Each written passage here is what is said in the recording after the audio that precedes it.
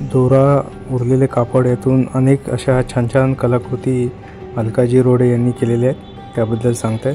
माझं नाव अलका रोडे.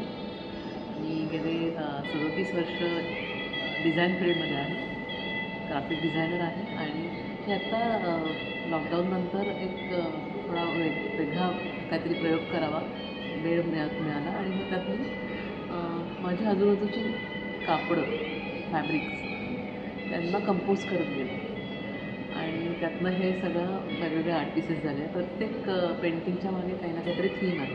अच्छा. म्हणजे नुसतं कापड लावणं हे एक पार्ट आहे, पण त्याहून जास्त आता हेच पेंटिंग सगळ्यांनी हिरोईन म्हटलेलं आहे या माझ्या एक्झिबिशनची. ही प्रकृती ही कन्सेप्ट आहे, याच्यामुळे तो पॉईंटपासून संपूर्ण एक्झिस्ट म्हणजे ती सगळी सृष्टी तिच्यातनं निर्माण होते, तो ती कन्सेप्ट काढायचा प्रयत्न केलेला आहे. आणि ते एकीकडे ते गॉडेसेस टाईप पण त्याला देवीचं स्वरूप पण आहे, क्रिएशन पण आहे आणि कलर कॉम्बिनेशन आहे, कॉम्पोजिशन आहे.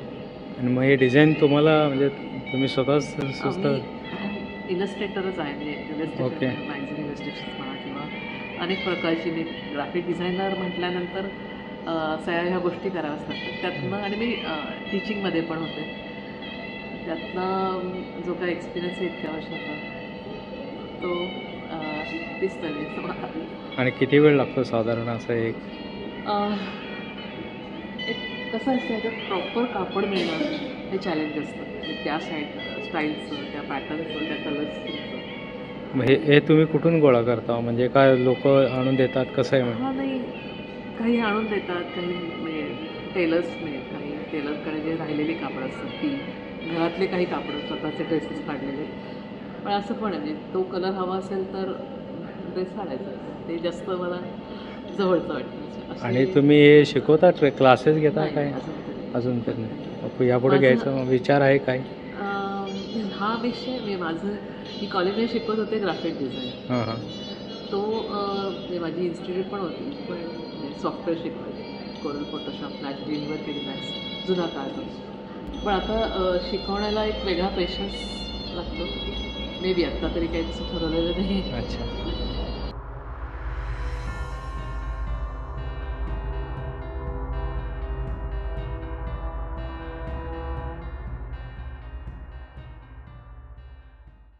केलेलं एक एक्झिबिशनमध्ये एक थोडंसं एक 3D आपण म्युरल टाईप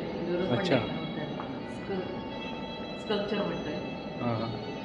अपोजिट कॉन्सेप्ट्स, एक संसारी बाई आहे आणि एक ब्रह्मकुमारी टाईप जी संन्यस्त आहे, असं पण होऊ शकतो, किंवा अदर वे राऊंड जी संन्यस्त लाईफ घेते संसारी असं ते कॉन्सेप्ट आहे. मग कलरफुल आहे आणि ग्राफिकली पण व्हाईट आणि ते कलर्स असं ते. आता हे मोठं कसं केलं हे ॲक्च्युली तेच म्हटलं मी पुढे, सगळे रिसायकल्ड जीन्स. अच्छा. रिसायकल्डची कन्सेप्ट आहे. जीन्सची कापड लावली, प्रॉपर क्विल्ट ज्याला नेहमीप्रमाणे जे क्विल्ट आहे, पण नुसतं क्विल्ट करून थांबलं की मग मला ते त्याच्यात काही वेगळं करावंसं वाटायला लागलं. आणि ते खूप सारा ब्ल्यू आहे, ब्ल्यू आणि ग्रे, तो इट लुक्स लाईक ओशन. आणि हे करंट्स असं त्याला करता करता मला सुचत गेले की ते करंट्स आहेत, फॉसिल्स, काही वेगवेगळे समुद्रातल्या ज्या काही गोष्टी असतील त्याचं ग्राफिक फॉर्म्समध्ये टाकायचा प्रयत्न केला आहे. आणि हे तुमचं प्रदर्शन कितवं म्हणजे का? मी माझा एक सोलो शो झाला होता फार वर्षपूर्वी, संवेदना नावाचा. त्या पण आता, आणि मी इतर अनेक ग्रुप शोमध्ये भाग घेतलेला आहे. यावेळेस मात्र पर्टिक्युलर फॅब्रिक हाच विषय घेऊन हे सोलो शो केला. अच्छा. आणि पुण्यातच असता आपण? हां, पुण्यातच. कुठे? माझी आर्ट गॅलरी पण आहे, कलाझियम नावाने. कुठे? कर्वेनगरमध्ये राजाराम ब्रिजपाशी महालक्ष्मी लॉन्स, तिथे माझी आर्ट गॅलरी. तिथे आम्ही आर्ट रिलेटेड बऱ्याचशा ॲक्टिव्हिटीज करतो. मग तिथे पोर्ट्रेट्स करायला ग्रुप येतो, किंवा कोणी भरपूर जण येऊन वर्कशॉप्स घेतात तिथे. स्टुडंट्स येतात, वर्कशॉप घेतात. आणि मे बी कोणी कविता वाचन, बुक रिडिंग म्हणा, किंवा असे पण छोटेसे गाण्याचे कार्यक्रम असे पण आम्ही आर्टसाठी ती स्पेस तयार केलेली आणि तिथेच वरती घर आहे माझं त्यामुळे. आणि मग हे सगळं तुम्ही ठेवता कसं मग? कारण ह्याला काही असं वेगळं तुम्हाला कारण जागा आहे टचवड माझ्याकडे तेवढी जागा आहे जागा. आणि मग बाकी त्याला काही मेंटेन करावं लागतं का? मेंटेनन्स आहेत. आता हे एक्झिबिशन झाल्यानंतर त्याला फुल पॅक करून सगळं नीट ठेवावं आणि सतत काही ना कोणतं येत असतं त्यामुळे मी डिस्प्ले करत राहते माझ्या गॅलरीमध्ये. कोणी ना कोणीतरी येतच असतं. तुम्ही पण या. Thank you.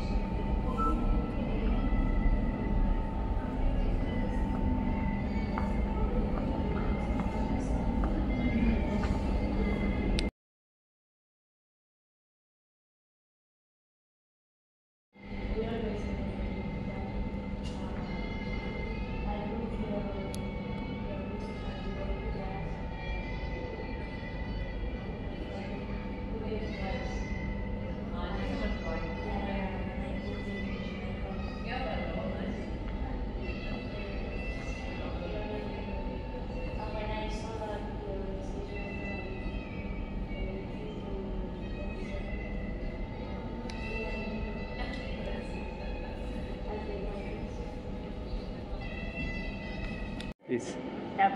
Well, I know Alka since 5 years ago. I met her in Pune, and I came back to India after five years. And when I saw it's gonna be her exhibition, I felt so glad to see her again. And